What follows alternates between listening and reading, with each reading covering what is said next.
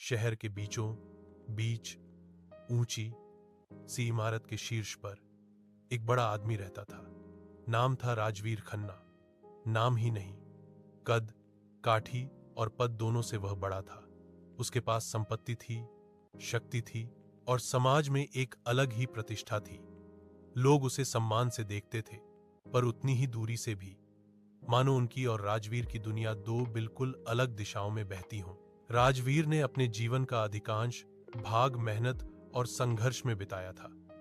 बचपन से ही गरीबी को करीब से देखा था। कच्चा घर, फटा बस्ता और अधूरी रोशनी में सपनों की लंबी कतारें। उसके पिता एक दिहाड़ी मजदूर थे और मां घरों में काम करती थीं। लेकिन राजवीर हमेशा कहता था, मेरे सपने मेरे हालात से बड़े हैं। यही कारण था कि उसने पढ़ाई में कभी ढिलाई नहीं की। जहां दूसरे बच्चे खेलते थे, राजवीर रात भर पढ़ता था। उसका सपना था कि एक दिन वह इतना बड़ा बने कि उसके परिवार को कभी भी अभाव न झेलना पड़े। समय बीतता गया, मेहनत रंग लाई और शहर के सबसे प्रतिष्ठित कॉलेज में उसे स्कॉलरशिप मिली। पढ़ाई खत्म होते ही उसने एक छोटी सी कंपनी में नौकरी कर ली।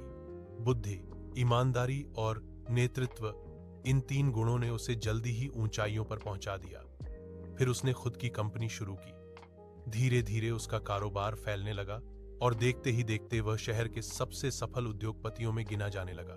लेकिन दुनिया देखती थी उसका कद, उसका रुतबा, उसकी कामयाबी। कोई नहीं जानता था कि उसके भीतर एक खालीपन था जिसे वह कभी भर नहीं पाया। सफलता ने उसे बहुत कुछ दिया था, पर कुछ ले भी लिया था, खासकर रिश्तों की गर्माहट। उसके माता पिता तो बहुत पहले गुजर चुके थे और परिवार का कोई दूसरा सदस्य उससे ज्यादा जुड़ा नहीं रहा। घर बड़ा था, पर उसमें रहने वाला वह अकेला था।